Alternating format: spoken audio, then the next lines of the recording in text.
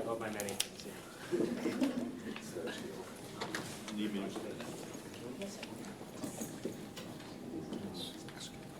Hey everyone, good morning.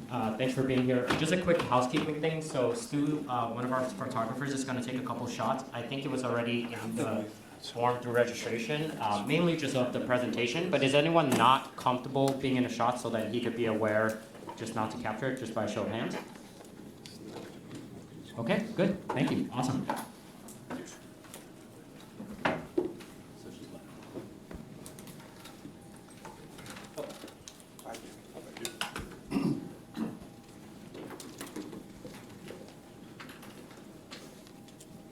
All right, great. Yeah, no, thanks, Cindy, for the fabulous session. I think you teed up a lot of questions, and we'll kind of dive a little bit deeper and sort of go into, our question really is about, is the future of AI based on open innovation?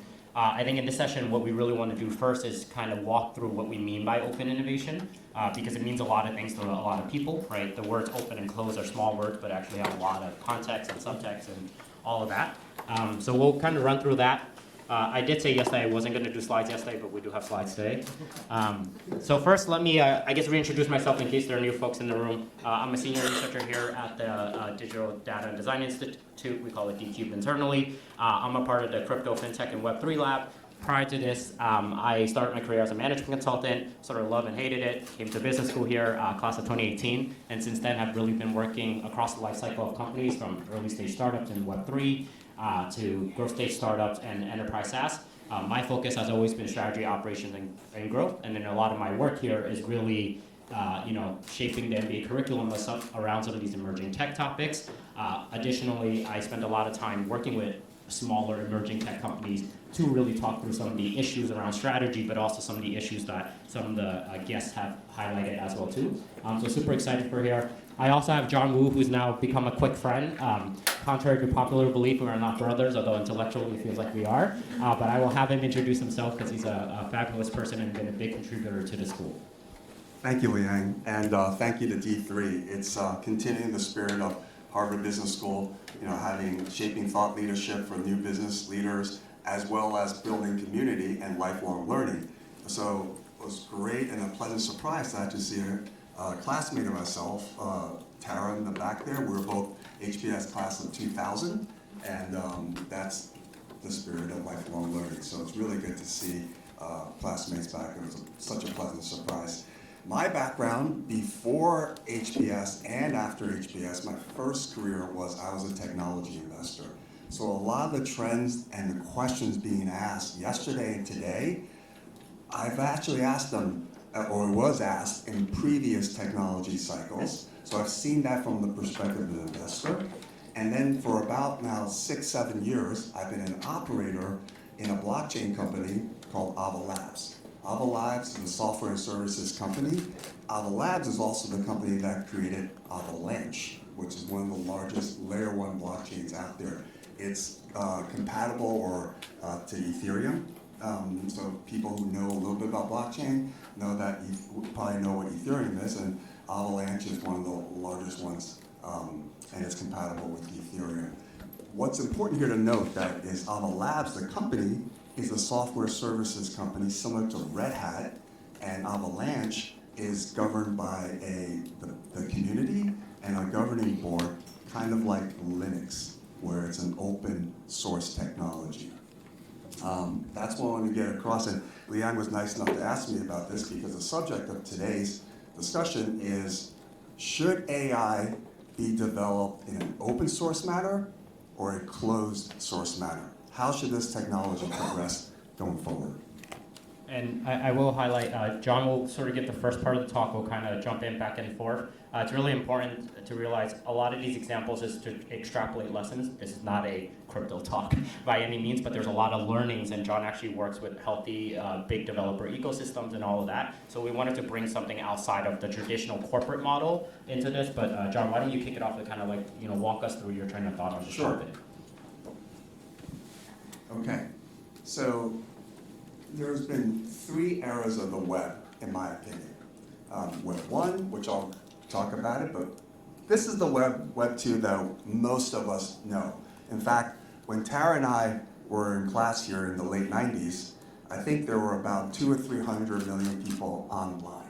Only 200 or 300 million. Today, Facebook alone around the world has over 3 billion people using their applications, whether it be Facebook, Instagram, or WhatsApp. They own all three. That's to give you kind of a scale of what's happened in something close to like a quarter of a century. She doesn't look like she's a quarter century graduate, but it's been that long.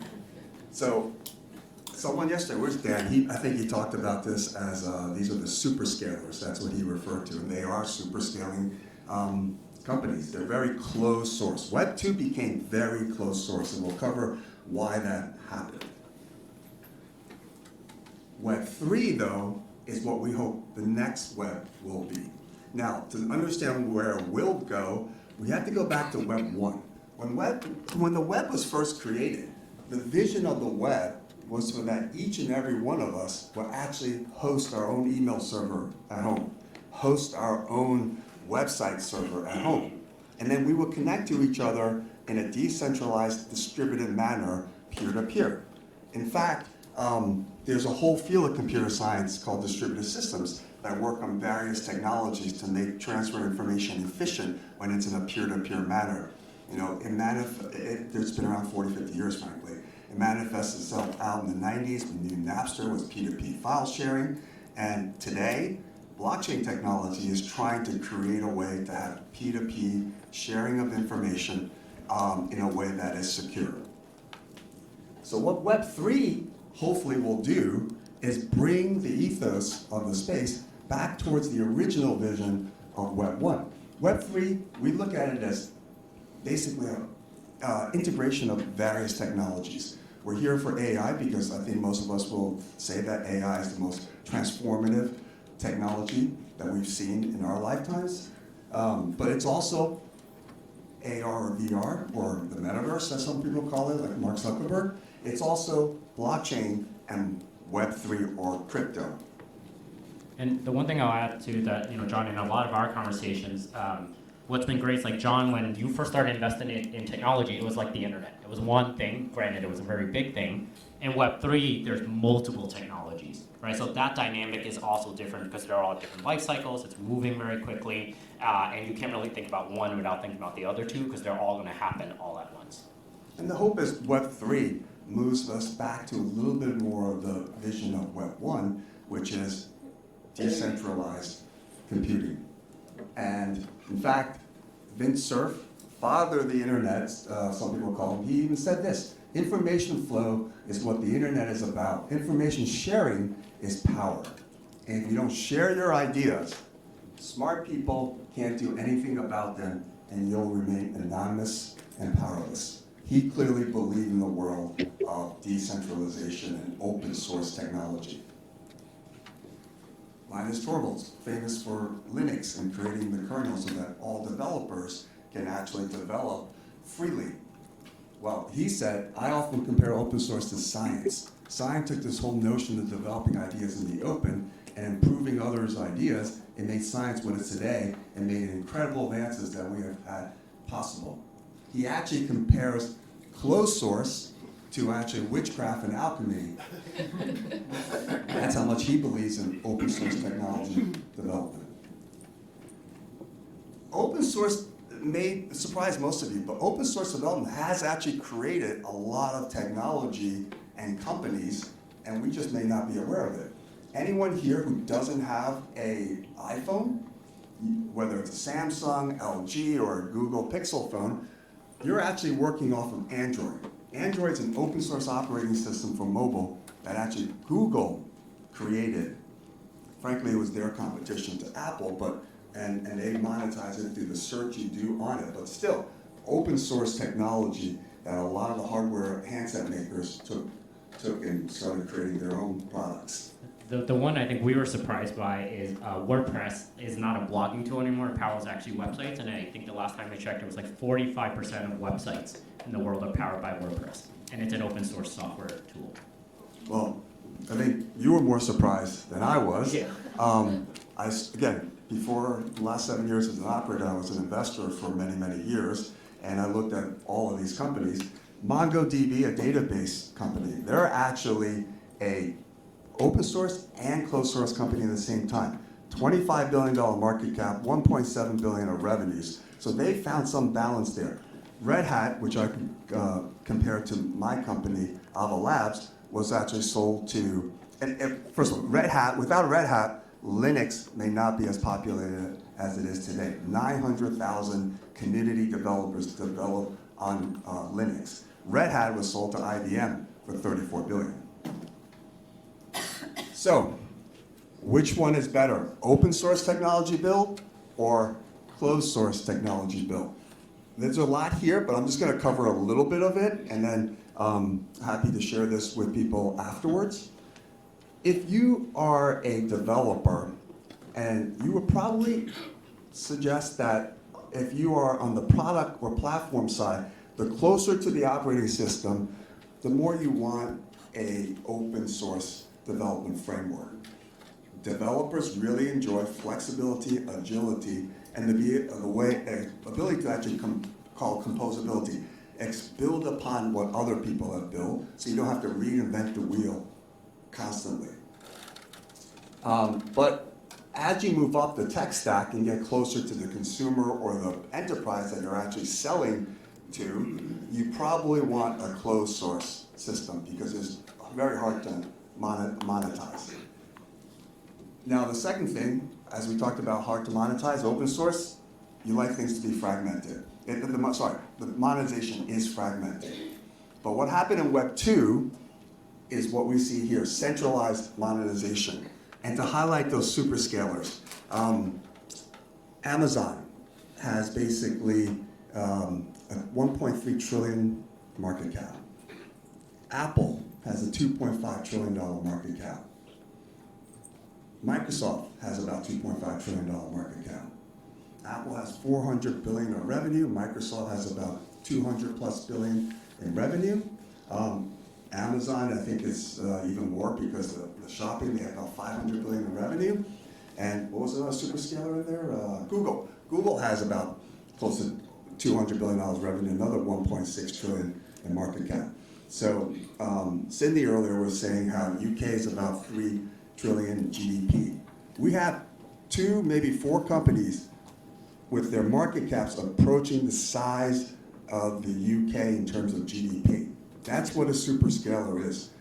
Do we want these monopolies to actually own everything in your lives, own your data, own everything? So Amazon knows what you buy from their websites. They actually have advertising, so based on what you're buying, they'll advertise more to you. They now do your Whole Foods. They own Whole Foods. They have entertainment. Wherever you are watching, they actually know that as well. They're actually getting to healthcare insurance as well. They have almost every information about you. So that world where we talked about where one day they can create a synthetic you and sit there in a room and talk like you, that's getting closer. I don't think it's as close as Tom Miose thinks it's coming, but they have enough information. I'm not sure I want them to know that much about me. I don't know about you guys, but that's my opinion. So, where do we go from this? And yesterday we talked about solutions in terms of privacy, data, and IP, and how do we create solutions. So, some of the suggestions most of the suggestions, I say, relied on legislation, government, and creating standards. We talked about how consumers should try to educate themselves and also make a movement. We debated whether that was actually even possible. I think it's all right, but there's also another way, and it's more of a free market way, and that's how Web3 people think about where the future can be in an open innovation environment. So we're talking about open source for the technology, but the mindset and the framework, you think about it, and what Web3 people believe is there's technology, which basically has been 95% of the conversation, but the value system we've talked about a little bit, but how do you get there? And then the control or the centralization or the governance and who gets to monetize everything. the values set is very important because, well, I skipped a little. So, should technologies be open source or closed source? In Web3, the technology is blockchain. And most people there believe it is absolutely open source. And most tech blockchains are open, permissionless. There are some private blockchains, but let's not confuse the thing with too much detail here. Values. Web3, inherent to anyone in Web3, they really believe self-sovereignty. They believe that you should own your data and you should minimize switching costs. Your login information, your characteristics on Twitter or X or Facebook or Instagram, WhatsApp, you should own it. Your digital fingerprint around Google, you own it. You should be able to decide, not only just from consent of letting other people use your data to monetize it, but you should be the one receiving the money from the advertisers if you so choose. So basically, the value set is things should be accessible to all, and developers in Web3 believe that all software actually should be accessible so everyone can see it, transparent, and build on top of it, again, so you don't have to reinvent the wheel every time you want to do something. That's how science works. And control. Are the technologies and platforms centralized or decentralized? Again, in Web3, we believe things should be decentralized so that everyone owns a piece of the system as opposed to letting it aggregate all the way to one centralized body. And John, I think one of the things around values that's really important is even based on yesterday's discussion, it is probably impossible for a planet of, whatever, 6, 7, 8, 9 billion people to really agree on values. But I think if you're designing a system in a company, that is often missing, because if you want accessibility for everyone, you might then want a different model than if you want it just, profit driven. I think control, John and I think really deeply about that. So what does control enable? Control effectively enables how you design your economic model for your system. So if you want top down, you'll get more of the Web 2. If you want bottoms up, we have to figure something out, right? And so that's actually, in addition to the innovation on the technology you talk a lot about, there's innovation on the business model side as well too, which is still a very nascent thing that is being, kind of experimented with out in the wild. That's right. So Web 1, we talked about this. Ray, you can skip it, keep moving. But the key thing here is the initial vision of this was it was controlled by the community and decentralized in terms of governance and ownership. In Web 2, what happened was, reality was in Web 1, like I said, when Tara and I were here at school, there's only a few 100 million people on the internet. It was very hard to use, the user experience was not great. And what happened was these intermediaries created easy access, created better user interfaces, made the comforts of the internet of what we know it today far more easy to access.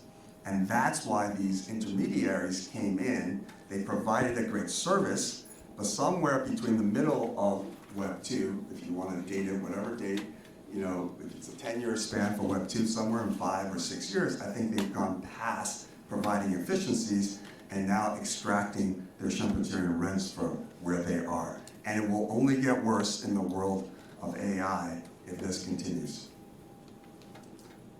And obviously control was that the corporations is very centralized. So, what we were saying before, there's many solutions, government, consumer advocates, associations, but there is also a movement right now in the free market spirit where it's people creating Web3. Web3 is not just an open source technology, but it's an open innovation, a value set where the trust is in the code because the code is transparent and available to all. It's decentralized, everyone gets access to things, everyone owns their own data. It's very sovereignty is a big part of Web3.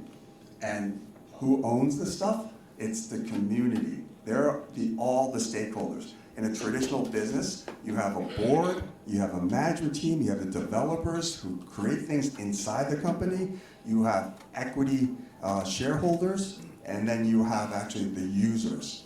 Sometimes there are 5 different people. Now, the thing that will blow people's mind is in an open, innovative ecosystem, all 5 of those people, all those stakeholders could actually be one person, unified via a thing we call it token book.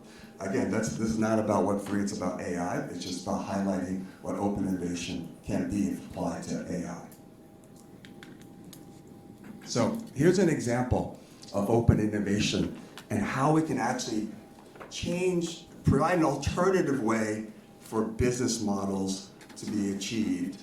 And I think actually if applied right, it can actually literally change the way we incentivize human behavior and how we organize companies as a whole, because the business model can be so radical and different.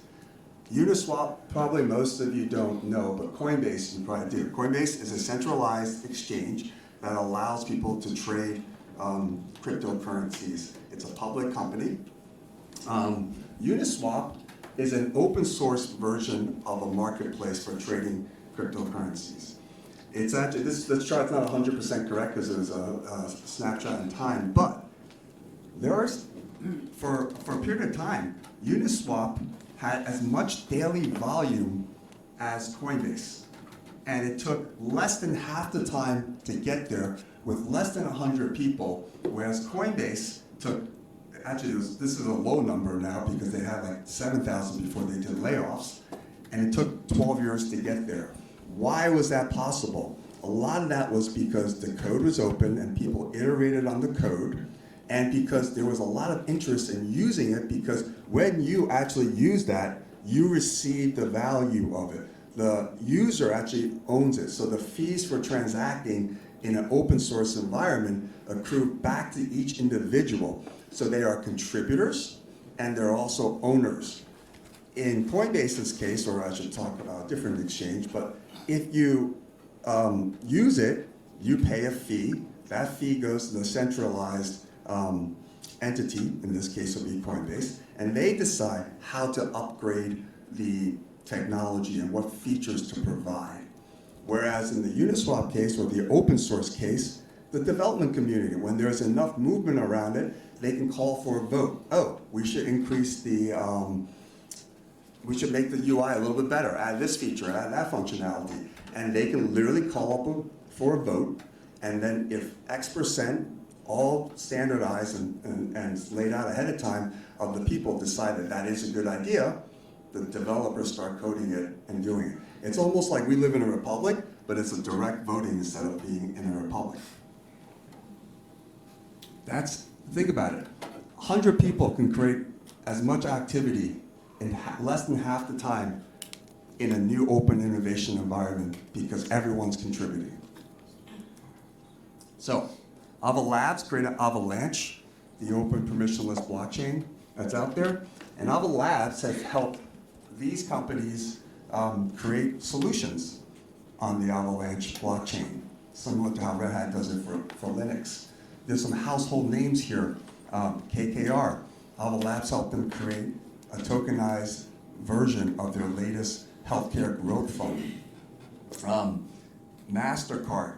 I think one of the things that we should highlight here is MasterCard, PayPal, Visa are all working on tokenized currency for the benefit of cost efficiency so they can actually think about being relevant in a Web3 world one day. You'd be surprised, AWS, why is AWS on it? Aren't these the people that we don't like? Even the big guys are actually working in this space. In fact, the interesting thing here is many of the, actually I think the stat, I don't know the number, but like only 20-25% of the software out there is open source. However, 75 to 95%, I don't know the exact number, of companies use some sort of open source technology, as highlighted here by Amazon. The common stats around 90%, obviously there's, as John even highlighted in this slide, there's a blurring of the lines of like, where you draw it. The latest thing I read was around 95%. It was an MIT review article, so if we trust them, I think it's a good source. And the Linux Foundation, they raised roughly about close to $200 million a year to continue the development for their 900,000 open source developers. The biggest contributors to that $200 million a year are actually the superscalers, Amazon, Google, Microsoft, because they also feel like the wisdom of the aggregate is probably better than just their own perspective. So where does AI go? I have my view on this, but Liang, you're very passionate, so why don't you take it from here? Yeah, for sure. Thank you. Thanks, John, for walking through the history of the internet in less than 10, 15 minutes. Let's try to look ahead a little bit because, part of the reason I wanted John to talk about the history of the internet is because we kind of ping pong back and forth, right? It was open, close, open, and maybe somewhere in between now. It's actually an important question for AI, and so I'll kind of go through some framing first. I think, right now we have the technologies, we have the values, we have the control sort of framework we were developing, right? We know the technology is all over the map, right? There's a lot of open source technologies, there's a lot of closed source technologies. I think a lot of people think LLMs are closed source, but we'll kind of dig into that. I think the values are a little bit kind of like Web 1, Web 2, Web 3, right? It's all, we want personalized experiences, right? So we want the convenience of a Web 2 app, but we also don't want to give up a bunch of privacy and all of that, right? But so far, the way the internet and the history of the internet has evolved, those things are at odds. You choose one, right? You either give all your data away, but you get these awesome experiences, or you own your data, but try to access blockchain yourself, which is a really hard thing, right? And then control is mixed, right? So I'll go into this a little bit. But in this framework, it's actually hard. Like we were discussing, is it open, is it closed? And we kind of landed on it's a question mark right now. And so let's go a little bit about, contrary to popular belief, just think about this as LLMs. It's not an exhaustive list, it's just illustrative. But the point is, between big tech and startups, closed source and open source, it's all over the map, right? It's not that there's only closed models. Even Meta is thinking about open sourcing their model, right? And then there's always debate, like, what is open source? Because their open source version is a little bit more restrictive than traditional open source. But the point is, anywhere on this 2x2, and because we're at Harvard Business School, we have to do a 2x2, you land anywhere on this map. That's McKinsey. But the interesting thing here is look at OpenAI. Yeah. OpenAI started out open. Now it's closed AI. Yeah. So digging into Hugging Face, which is a great emoji, I use this a lot. Hugging Face is actually a really remarkable company. It's basically GitHub for large language models. The stat I want to point out is down here, but I put it in the headline. There are 300,000 models out there. So if you think of GPT-4 as one model, GPT-3.5 as another model, there are 300,000, not even 300. So like orders of magnitude. I guess this really begs the question, there are a lot of models out there, is it any good, right? So a while ago, for those of you who follow the space, there was a pretty big leaked memo from Google, a pretty senior researcher, that says Google has no moat in AI, neither does OpenAI. Right, which is a pretty crazy thing because they're pumping billions into this kind of stuff. Then someone did a study, and so these are just some of the models, but the one I want you to focus on, and the way to read this chart is, if ChatGPT is the best in class, which many would argue because it's trillions of parameters, and that's like the 100% quality, like if we use other models to do similar tasks, where do we land? So Vicuna, which is the open source model, that organization wrote this, and they said based on their tests, you could kind of get 90% of the way there. And so yesterday when we had the panel, the two gentlemen were kind of talking about, is this a high 9 solution? Is it a low 8? Like what can we get away with? And so I think in this question, looking at this, another question to ask is like, does it need to be a trillion parameters? Can we get away with something that is 90% correct? And we have joked about this a lot. So there was a Wall Street Journal, we're borrowing this from the Wall Street Journal, sure. so I'm not plagiarizing in an academic institution. It wrote, do you really need a Lamborghini to deliver a pizza? So this is the point here.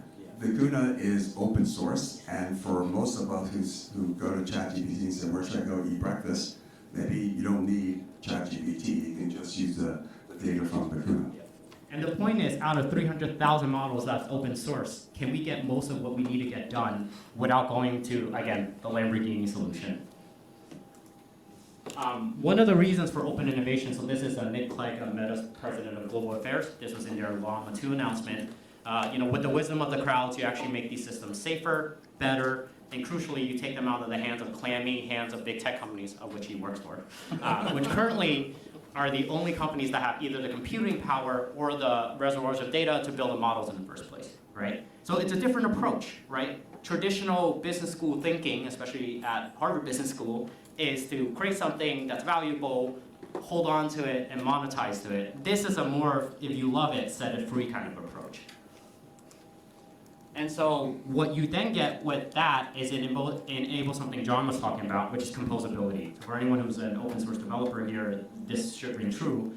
But in a composable system, the idea is you take different components and you could kind of mix and match, remix them to build something else. So think of Legos, right? Legos are all standard, blue, red, whatever, but someone might take that and build like a Eiffel Tower. I might take that and build a truck, right? But the idea is that all of them work together. A lot of open source code has this theory in mind, because if John solves a problem, why would I solve the same problem if I could just review this code? And because it's open source, a bunch of people have already reviewed this code, so why would I even need to do all of that work?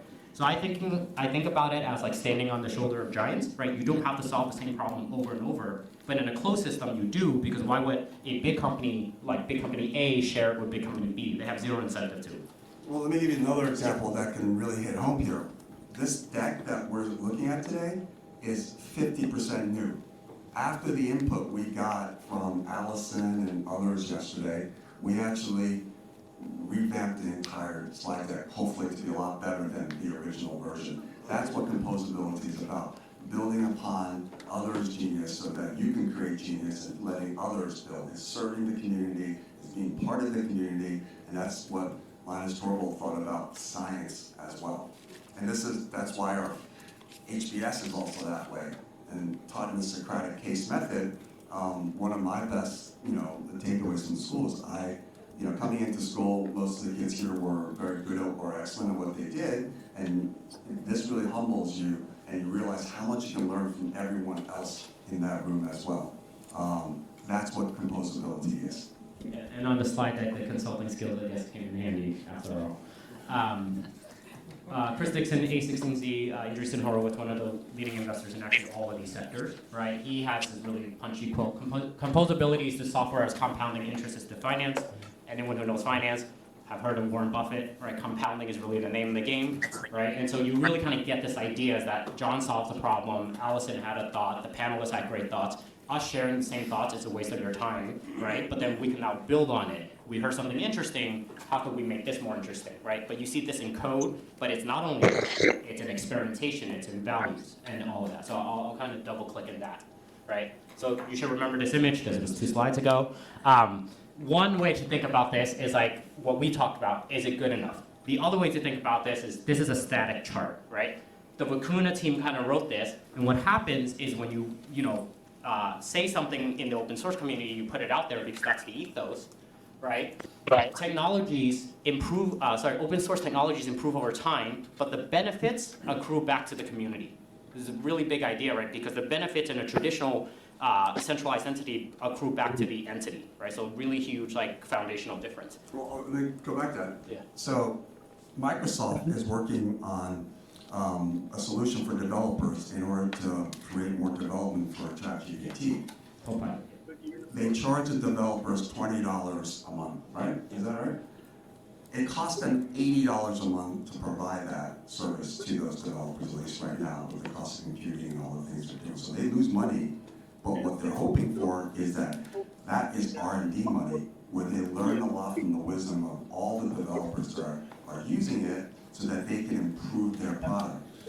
Vicuna is a free version of that. And another example of this would be, some of us remember way back when, well, we all use Wikipedia right now. Wikipedia is mostly open source. Wikipedia is mostly open source, so it's not always right, but it's pretty good. Gets us 80% of the way there. Microsoft had a better version of that when we were in school. It was called Encarta, and it was much better.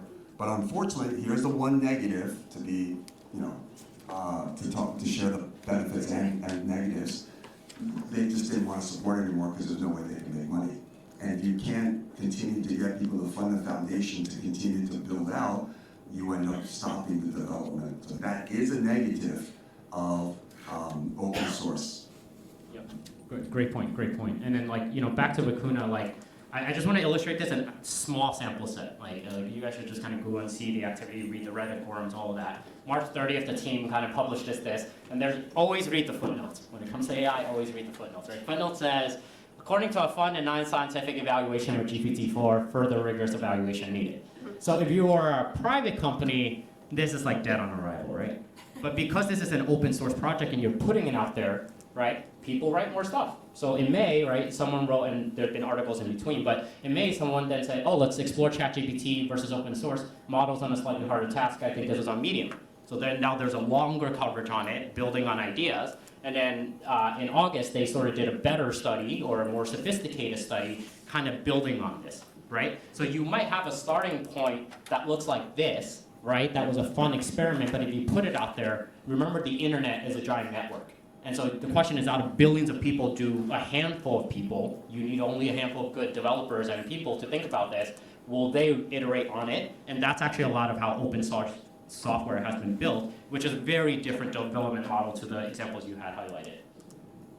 But obviously, on the other side of wisdom of the crowds is foolishness of the crowds, right? Just like the technology could be used for good, it could also be used for bad. And a couple days ago, we hosted a Web3 talk, and one of the things I think about a lot, because the common argument is like, if it could be used for negative things, well, like, aren't we screwed? Shouldn't we put it back in a box? One, you cannot put it back in a box. John has a great talk on this, actually. And then the other thing, too, is like, I always think of a simple metaphor, right? At some point, like millenniums ago, fire was not a thing. Someone discovered fire, and you could use it to cook food or burn your neighbor's house down, right? But most of us use fire in some way, shape, or form. Same thing with electricity. Same thing with transportation, right? So it's actually important to think. I like to flip this around and say, if AI could be used for bad, AI might also be able to be used to defend against the bad. Let me build on that. So in Web 2, I think what we've created is a liar's dividend, where because things are moving so fast, everyone has become a publisher in Web 2, that no one does what we were taught here to check the source and validate the truthfulness of things. But things are moving so fast and so quickly, if it sounds good, you just go with it and you assume that's right. And before someone finally does the check, it's already too late. People's reputations, companies' reputations are damaged. So there's a liar's dividend that started in Web 2 that could be really, really aggravated here with AI and accelerated. That's something we really need to think about. Another point on this is, I think Laura earlier was saying, talking about, ethical hackers and what is that? In Web 3, we invite what we call white hackers into the system, where literally they do two things. They hack your system or your code, so they tell you that, hey, these are the vulnerabilities in your code. So they're doing a service, and because they're mission driven, they care about open source computing, they wanted to get it right. So there is literally a population of white hackers that, for their pleasure, go into it and they, white hack, but they're also, owners of that system and users of the system through the token incentive mechanism, so they want it to be better. There is also, the other function they serve is, you've heard about the bad actors and the hackers in Web3. Unfortunately, there are too many of them, but there are actually hackers that hack the hacker to bring the money back to the people or the community in the system. So I guess an ethical hacker in my world is someone who is a white hacker. And this begs the question, like, do that many people care on the internet to fix the problems? And a while back, someone was telling me the best way to get an answer on the internet, I think it's called Cunningham's Law, is to post the wrong answer. Because you will see very quickly how many people will correct you. And in this age of publishing and creating and all of that, everyone has an opinion to tell you how to do it better. And so it's good that there's an inflow of information, but we have to make sure the information is right. But I think in open source, it's always run this way. Developers, there's an identity and a pride to being the person who solved this problem that all their other smart friends across the world couldn't solve. Not unlike in a corporation what a promotion structure looks like, or in an education system what getting a better grade looks like, right? But this is just happening, at scale on the internet. So let's think a little bit about like what's at stake, right? We're all here on a Saturday, as Cindy pointed out, and we're in a classroom here. AI has in my mind, the potential to be one of the most powerful technologies. And we talk a lot about exponential. One of our senior professors here, Shakar Ghosh, who I work a lot with, he always starts off his MBA class with, humans are terrible at understanding compounding, right? And a lot of other people have actually said this. So we think the improvement is going to be one step. It's actually a world we can't even imagine. And the best way I kind of reason through this is, when we go back to Cindy's example with the net zero or the dial-up sound, yeah, you never thought, like, the better outcome from that is just to eliminate the sound, right? You're like, oh, if they just fix this, I would love to use the internet. Now we have the internet on our watches and on our phones, and we have AI, like knowledge at the tip of our fingertips, right? It's a step change that I don't think very few people predicted. Some of the smartest people, won't name the consulting firm, have told a big telecom provider not to bet on the mobile phone because they thought the market size would only be 700,000 people or something in that order of magnitude. So compounding is a really hard thing to understand, and AI, I would say, is like a hyper compounder, whatever the term is. So I think there is a lot at stake when you think about should it be open source, what are the values, and what's the control?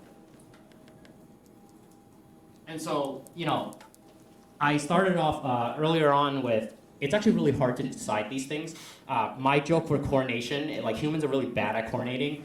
Anyone who's spent 30 minutes with their spouse figuring out what to watch on Netflix, they'll only spend another 30 minutes figuring out what to watch on Netflix, understands even a two-person coordination problem is very real. The other one is like, you're in a group of friends, let's figure out where to eat, right? That in itself is a process. We're talking about billions of people coordinating around one of the most impactful technologies in the history of humankind, not a small order, right? When you think about this framework that we had developed, right, there's technology, values, and control. I think what Web 1 and Web 2 has done is set the spectrum, right? We know if it's super open and terrible UX, right, that's one state of the world. And then if we know it's super closed but beautiful UX and this stuff, that's another state of the world. Where people often debate is they say, at a really high level, X or Y, A or B, but all of these things are actually a spectrum. And every person, community, business, company, jurisdiction, any unit of any human needs to figure out this slider. I think on the internet, one of the properties is really interesting is it's very infinite. So if you want to create a community with certain values, I don't want to be on that community. The thing you really need to enable is just me to self-select out and create my own community, right? Again, easier said than done, but the internet has this, or digital. You can't do that on Facebook. Exactly. Because at some point you're still inside the walled garden, so to speak, right? And I think it's really between two extremes, and they look like this, right? This is really what it is. Left side, right side, okay?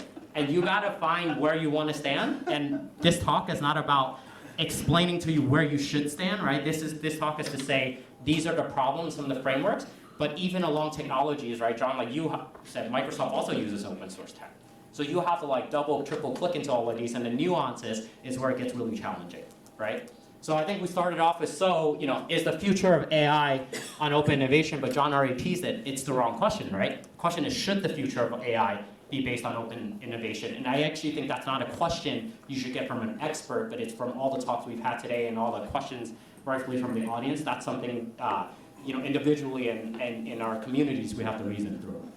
That's right. If I were to take some takeaways from this weekend so far, one is, I think it is a spectrum, and we've been reminded, what Web 2 can be like, and now we're saying where Web 1 was supposed to be, and hopefully with these new technologies that are all emerging at the same time, we can move it a little bit closer to the middle. Because I personally, if you add up those four market caps of those companies, that's almost 10 trillion.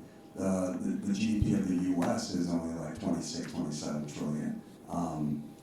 So that's those super scales, and if you probably want to add Tesla and a few others into it, it's the size of the GDP of the United States. And I'm not clear who I would like to tell me what to do.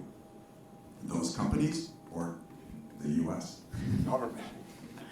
Okay, great. Yeah, so that's the talk. We have about 5-10 minutes to take questions. So I saw a hand up there, and sorry, I can't see your name card. My name is Katarina. I forgot the thing. Yeah, no worries. Yeah, great. Thank you.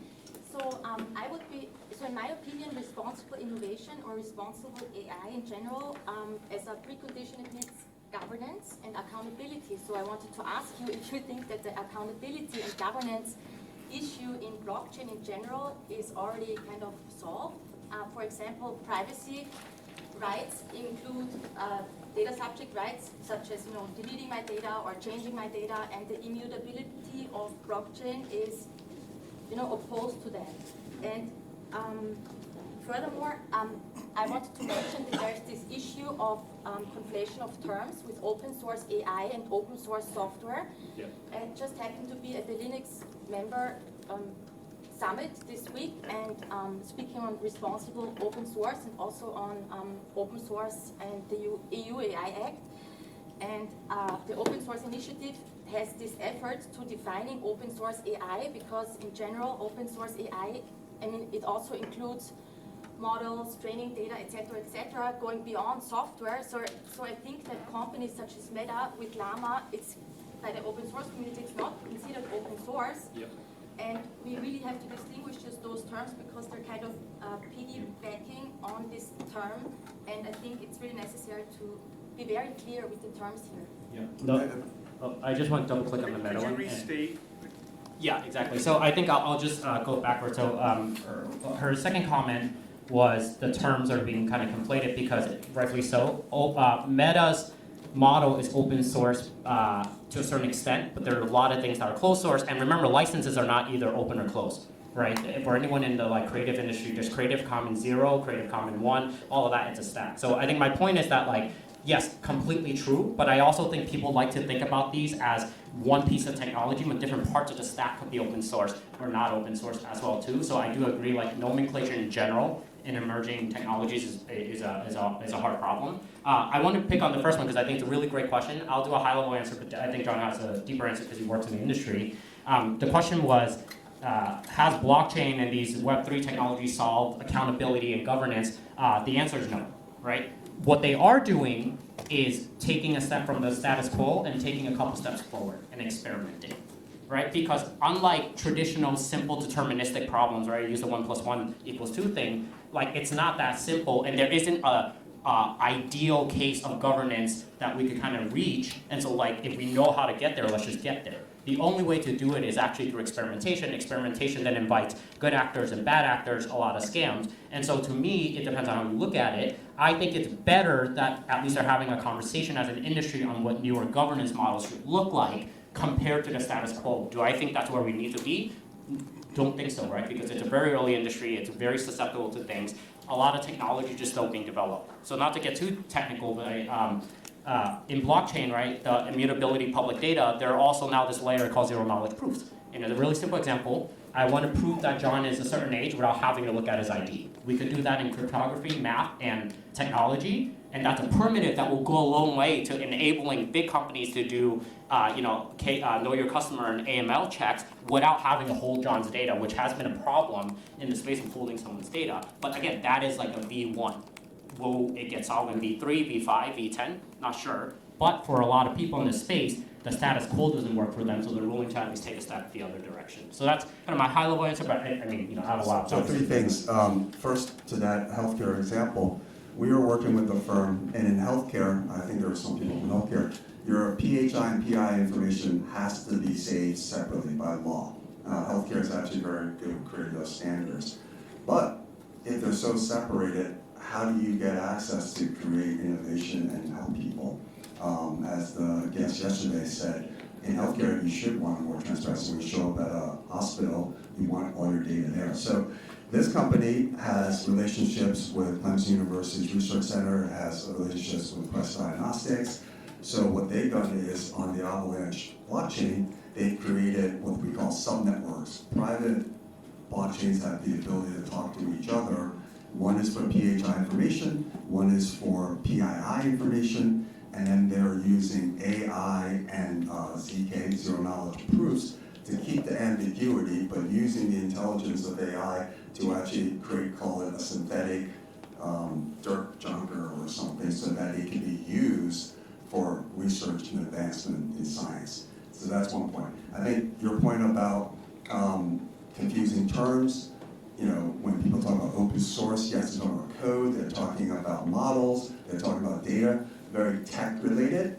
What we want to emphasize today is open innovation, not just open source. Open innovation is not just open source technology, but also a value set. People in Web3 really care about self-sovereignty and owning their own data. In fact, there's a company that it's still small and growing. It's called Brave Browser. They have their own search engine, and they have their own call it like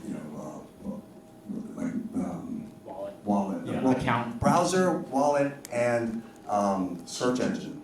So not only do you get to opt into whether you want to share your digital search history with advertisers that they're creating on the other side, but you get to benefit when you are shown an advertisement. So you don't have to, but if you do, the advertisers will effectively pay you directly, and you give a percentage to the company of your choice, as opposed to right now you search, your data is owned by Google, your digital fingerprint is known by them. In fact, they know a lot about you. Everyone in this room walking around, they have so much more information than you realize.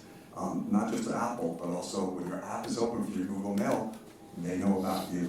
And they take it and they monetize it for you.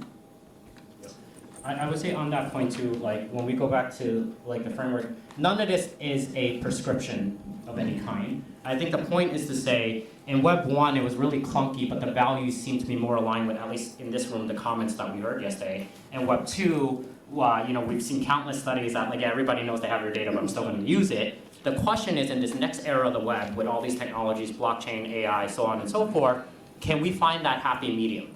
Like, why can't we have the ethos, or for the people who want to, the ethos of Web 1 with the usability of Web 2, right? And so that kind of mixing and that tension often doesn't land at these like endpoints of like, oh, it should obviously look like this. It's this kind of tug back and forth. And the point I think we're making is when it's open innovation, at least it's out there for a bunch of people to kind of jump into. Granted, there are risks to that, just like there are risks to all the other eras of the web that we have laid out. So, great question.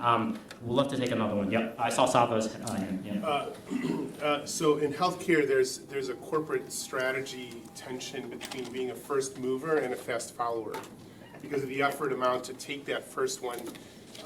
Like the fast followers don't have to amortize that risk. And it feels like, are we already too late for Web3?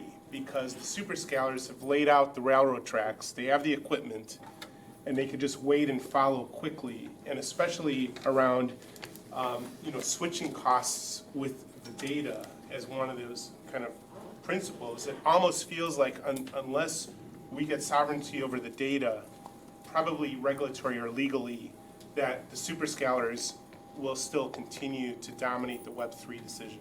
I mean, that's a great question. But none of the solutions that's been given this weekend, whether it's standards from the government, regulation, educating students at a very young age to value their data, to what's going on in the technology world with the integration of Web3, AI, none of them are short-term solutions. I hope it's not too late, that's my answer, but I do think that all of the stuff that's suggested today, there's 3 or 4 different ways to get closer to somewhere in the middle, as opposed to getting more extreme. And ultimately, you'll have 5 companies that have a bigger GDP than the United States of America. Yeah, I want to double click just first on like, is it too late or not, first mover, second mover.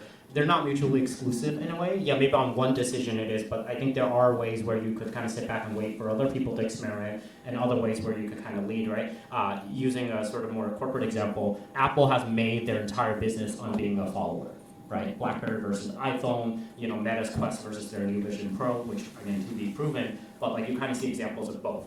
Right. I think on the first question around, on the point you were talking about, like, is it too late? Is it not too late? This is where I think innovation is a really hard thing to understand. It feels like it comes out of left field and then kind of disrupts everything. I think people ask these questions, before the internet, and then the internet happened, and then all of this. So I think it's a question rooted in the future, which is uncertain. Right, but I do think there are enough people who are believing it's not too late. The question is, as you think about your organization, your individual community, all of that, where do you want to be, and all of that? And it's so complex that there's always a way to kind of hopefully thread the needle.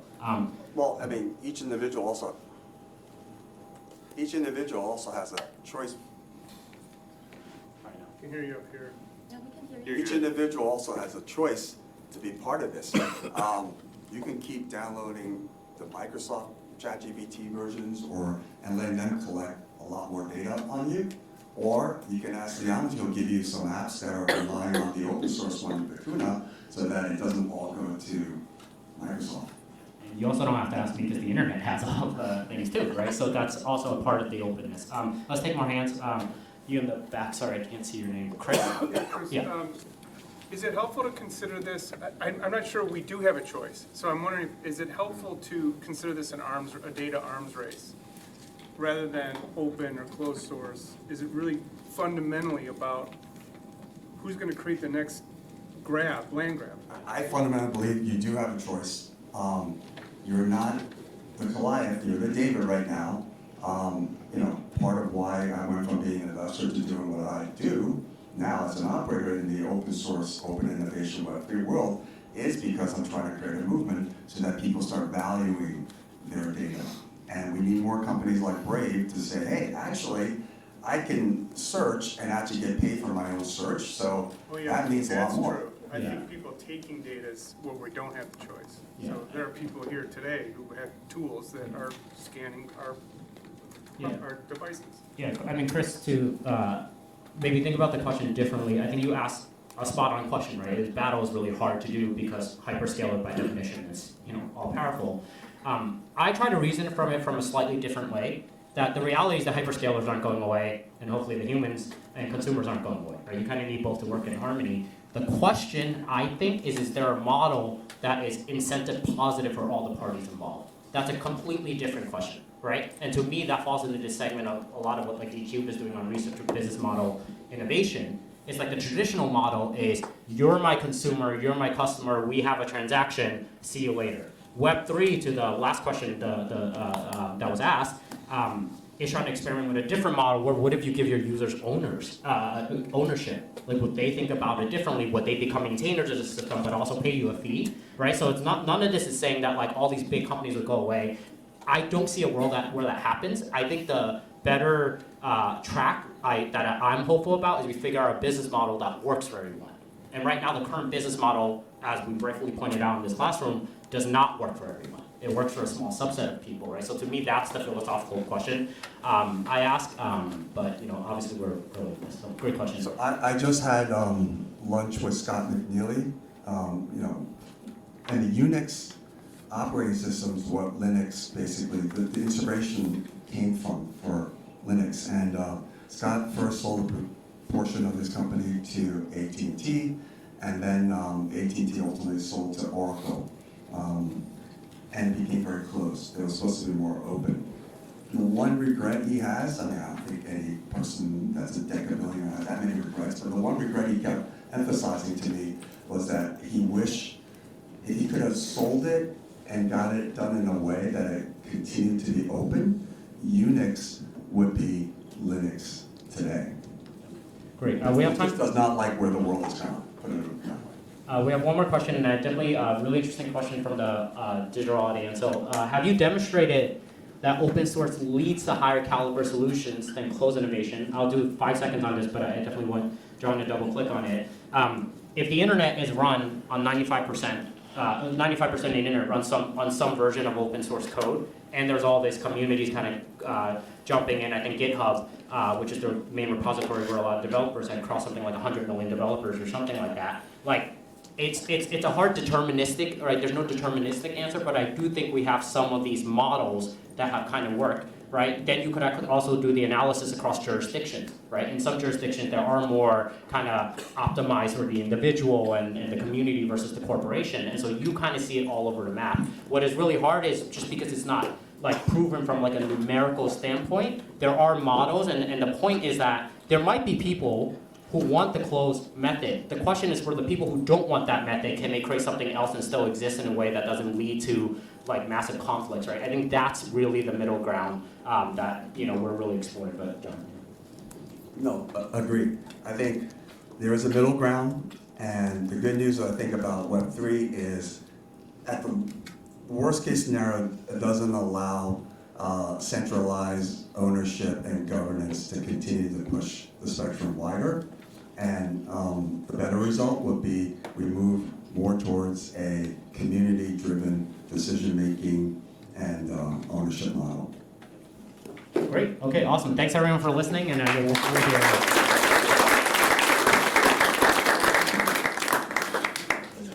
All right, we're going to take a break for 30 minutes, or less than 30 minutes now. The slides will be up. We'll come back.